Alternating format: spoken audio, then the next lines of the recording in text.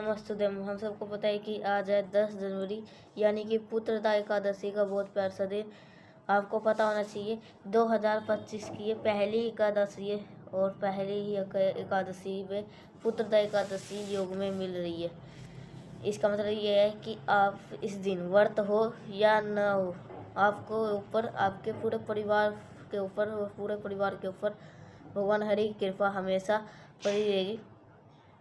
आप आज रात में आप सभी को तुलसी हली एक छोटा सा मिलन दीपक लगाना है, जिसके आपकी फैमिली में कभी भी कोई इस संकट और आपका पूरा परिवार खुश रहेगा।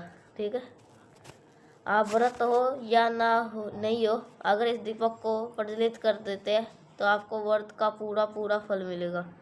देखो, सबसे पहले मैं बता दूं, इस दीपक के का लगाना है माता तुलसी के पास हुए, और मैंने आपको कई बार बता रखा है, जब भी हम देवी माँ तुलसी के पास हो जाएंगे, कोई भी दीपक को प्रज्वलित कर लेंगे, वो दिया कौन सा होता है? हमेशा गोलबत्ती का। गोलबत्ती का क्यों लगता है बहुत बारी बता चुका हूँ, बार रिपीट नहीं करूँगा। गोलबत्ती हो गया। आप सभी को इस दीपक के अंदर क्या डालना है? घी डालना है। ध्यान रखिएगा। क्यों घी डालेंगे? क्योंकि यह दीपक हम किसी विशेष परिस्थिति के लिए लगा रहे हैं, अपने फैमिली के लिए लगा रहे हैं, परिवार की लगा रहे हैं। घी लगा देना, घी का दिया लगा दिए। दीपक की बात आप चाहो तो आटे का ले सकते हो, आप चाहो तो आपके घर में रेगुलर दीपक यूज होता है उसमें भी लगा सकते हो, या फिर आप चाहो तो मिट्टी के दीपक भी इस दीपक को लगा सकते हो। आप बात करते हैं इस दीपक को लगाओगे कहाँ पे। इससे पहले मैंने एक वीडियो बनाई थी, उसमें मैंने बता रखा था कि जैसे ये जो आपको पेड़ दिख रहा है तुलसी माता का, बहुत सारे लोग गलती करते हैं तुलसी माता के वृक्ष के अंदर जो क्यारी होती है ना गमले की, मैं थोड़ा बना के दिखा देता हूँ।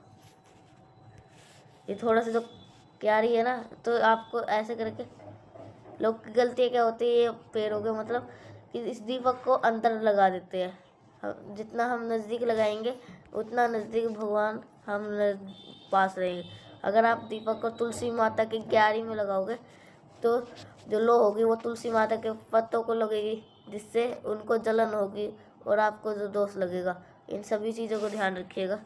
दीपक आप लगाएंगे तुलसी माता के वृक्ष के थोड़ी सी दूरी पर, वो दूरी पे नहीं, थोड़ी सी दूरी पर दीपक आपको लगाना होगा। कौन सा? गोलबत्ती का। अब ये दीपक लगाने की एक विधि है, वो विधि की हम बता चुका हूँ। दीपक के नीचे क्या रखोगे? भगवान हरि का मिलन करवाना, माँ तुलसी का भी मिलन करवाना है। क्या करोगे? आपको इस दीपक के नीचे पहले लगाना होगा एक छोटा सा, आपको एक चुटकी हल्दी डालना है। जब हल्दी डाल दोगे तो ओम नमो भगवते वासुदेवाय का स्मरण कर लेना। किसका स्मरण करो? ओम नमो भगवते वासुदेवाय का स्मरण कर लीजिएगा। इतना करने के बाद में आप सभी को ये दीपक प्रज्वलित करना है। जब आप ये दीपक जलाओगे तो भी आपको ओम नमो भगवते वासुदेवाय के नाम से ध्यान करिएगा। दीपक जलाने के बाद में इस दीपक के अंदर आपको अनाज का कोई भी दाना डालना है, जिसमें से आपकी फैमिली में आपको पूरे कोई संकट ना आए। जब आप अनाज का दाना डालोगे तब आपके पूरे परिवार में और नाम और गोत्र जरूर स्मरण करिएगा। इतनी बातें हो गई। आगे इतना करने के बाद में अब आप लोग को लगना एक सिक्का ले लीजिएगा। 1 रुपये का हो, 2 रुपये का भी हो सकता है, 5 रुपये का, 10 रुपये का, इससे मतलब नहीं है। हम एक सिक्के का मतलब है सिक्कों को लेना। पूरे दीपक में लगाने के बाद में सिक्कों को लेंगे, सिक्के के ऊपर मोली लपेटते जाएंगे। जो धागा होता है हम अपने हाथों में रक्षा सूत्र के नाम से लगाते, वही रक्षा सूत्र हमें सिक्के के ऊपर लपेटना है, उसके तुलसी माता के जड़ के अंदर रख देना है। ठीक है, ये कामना करते हुए रखेंगे हमारे घर में धन सभा की कमी ना हो, हमारा पूरा परिवार, पूरी फैमिली हमारा खुश रहे। इस ऐसे प्रार्थना करिएगा। प्रार्थना करने के बाद में जब भी एकादशी तिथि खत्म हो जाए, यानी कि शनिवार का दिन आ जाएगा, शनिवार के दिन सुबह 10 बजे से पहले उस सिक्के को उठा करके अपने घर के किसी अनवारी तिजोरी पैसे वाले स्थान पर आप, या फिर आपका कोई व्यापार है, दुकान है, उस स्थान पे अगर आप रख देते, इससे आपकी बरकत होती है, तरक्की होती है, जिससे आप माँ लक्ष्मी का वास आपके घर में हमेशा जरूर बना रहता है। करिएगा जरूर। पहला उपाय आप सभी को समझ में आ गया होगा। आगे बढ़ते हैं दूसरे उपाय की तरफ। ये भी उपाय आपको आज अपने घर पे ही करना है। देखो, एकादशी का जो दिन आया वो कब आया? शुक्रवार के दिन। और मैंने आपको बता रखा है जो शुक्रवार का दिन होता है वो किसका होता है? माता लक्ष्मी का होता है। बेलपत्र लीजिएगा। आपको क्या करना है? बेलपत्र लीजिएगा। बेलपत्र लेने के बाद में बेलपत्र पे कितनी बेलपत्र लेनी है? आपको 3 बेलपत्र लेनी है। 3 के तीनों बेलपत्र पे आपको आप सभी को एक मंत्र बोलना है। वो मंत्र मैं आपको बता चुका हूँ, एक बार और बता रिमाइंड कर। ओम, मेरे साथ बोलिएगा, ओम श्रीम और फिर नमः। ठीक है, ओम श्रीम नमः। इस मंत्र का स्मरण करके आपको थोड़ा थोड़ा क्या करेंगे? इस पत्ते के ऊपर बहुत हल्का हल्का क्या लगाएंगे? लाल चंदन लगाएंगे। तीनों के तीनों पत्ते पे इस प्रकार से ओम श्रीम नमः का स्मरण करके आप लाल चंदन लगा दीजिएगा। फिर आपको इस लाल चंदन बेलपत्र को उठाना, आपके घर के अंदर जो महादेव का शिवलिंग हो उन्हीं शिवलिंग के ऊपर आपको कुछ भी जल चढ़ाना जा, कोई दिक्कत नहीं है। लेकिन जल चढ़ाने के बाद में फिर से वही मंत्र आपको बोल करके रिद्धि सिद्धि का स्मरण करके अगर उस बेलपत्र को अगर महादेव के शिवलिंग के ऊपर चढ़ा देते हो तीनों के तीनों, तो आपके घर में कभी भी धन की कमी नहीं होती है। देवी माँ की लक्ष्मी की कृपा आपके ऊपर, आपके पूरे फैमिली के ऊपर बनी रहती है। करने की कोशिश करिएगा इस उपाय को, जिससे देवी माँ लक्ष्मी का कृपा आपके ऊपर और आपके पूरे फैमिली के ऊपर हमेशा बनी रहे। 2 उपाय सबको समझ में आ गया होगा। आगे बढ़ते हैं इस वीडियो को हम तीसरे उपाय की तरफ। और ये करना है तुलसी माता के पत्ते के साथ में। कैसे करना है इसे, इसकी बात हम तब करेंगे जब आप सभी को लोग वीडियो को लाइक, जिसने अभी तक चैनल को सब्सक्राइब नहीं किया है, मेरी आवाज़ पहली बार सुन रहे हैं, चैनल को जरूर से करिएगा सब्सक्राइब। देखो, सबसे पहले एक छोटी सी बात समझा देते हैं कि जो एकादशी का दिन होता है ना, उस एकादशी के दिन पे आपको व्रत हो या व्रत ना ही हो, एक तुलसी माता का पत्ता तो दूर, किसी वृक्ष का पत्ता, कोई भी पत्ता हमें नहीं तोड़ना चाहिए और हमें दोष लगता है। अब यह उपाय होगा किसके लिए? ये उपाय होगा लड़ाई झगड़े को दूर करने के लिए। बहुत ही आसान सा, बहुत ही प्यार सा उपाय है। किसी घर में आपको किसी भी व्यक्ति से बहुत ज़्यादा लड़ाई होती है तो आप इस बार करिएगा। इसके लिए आपको हमें तुलसी माता के 2 पत्ते को लेना है। मेरी बात बहुत ध्यान से सुनिएगा। तुलसी माता के 2 पत्ते को लेंगे और दोनों पत्तों को ले करके तो कुछ इस प्रकार से आपको पत्तों को रखेंगे। ऐसे तो होता है तुलसी माता का पत्ता, रुक जाओ,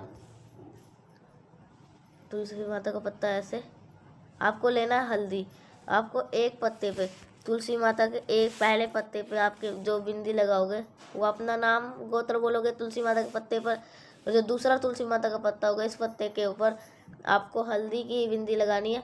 जिस व्यक्ति से आपका लड़ाइयाँ होते हैं, लड़ाई झगड़े बहुत ज़्यादा होते हैं, वैसे इस उपाय का नियम ये कहता है कि हमें उस व्यक्ति का नाम लिखना चाहिए। लेकिन एक पत्ते पे अपना नाम लिख दो और एक दूसरे पत्ते पे जिस व्यक्ति से लड़ाई हो रही है उसका नाम लिख दो। लेकिन अब पत्तों को तो तोड़ नहीं सकते हैं। जो पत्ता आपको नीचे गिरा हुआ हो या चाहे सूखा ही हुआ हो, उसी पत्ते को लेकर के चाहे नाम लिख देना हल्दी से, या हल्दी से बिंदी लगा दो। मैं वही तरीका आपको बताता हूँ जो तरीका ईजी होता है, आप आसानी से ये कर पाओ। इसलिए बिंदी लगाने का जो तरीका है वो आसान है, तो बिंदी लगा दीजिएगा, नामों को उलकर और तुलसी माता के क्यारी में ही उन पत्तों को रख देना। इससे क्या होगा, जिस व्यक्ति से लड़ाई झगड़े हो, क्लेश बहुत ज़्यादा होते होंगे, वो लड़ाइयाँ, वो क्लेश, वो झगड़े हमेशा के लिए ख़त्म जरूर हो जाएंगे। ठीक है, इतना करने के बाद में आपको तुलसी माता के 7 परिक्रमा करनी है। कितनी परिक्रमा करोगे? 7।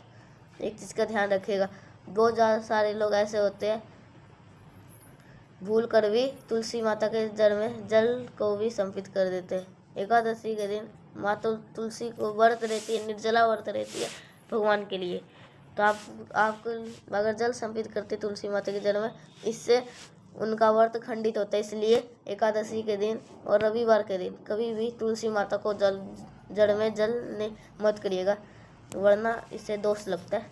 इसका ध्यान रखेंगे। अगर गलती से आपने जल चढ़ा दिया तो क्षमा याचना कर लेना। आगे बढ़ते हैं इस वीडियो के हम सबसे आखिरी और सबसे छोटे से उपाय की, जिसकी बात हम शुक्रवार का दिन आता है तो मैं आप सभी को हमेशा बताता हूँ। और वो उपाय है आपको करना है अपने घर के बीमारी,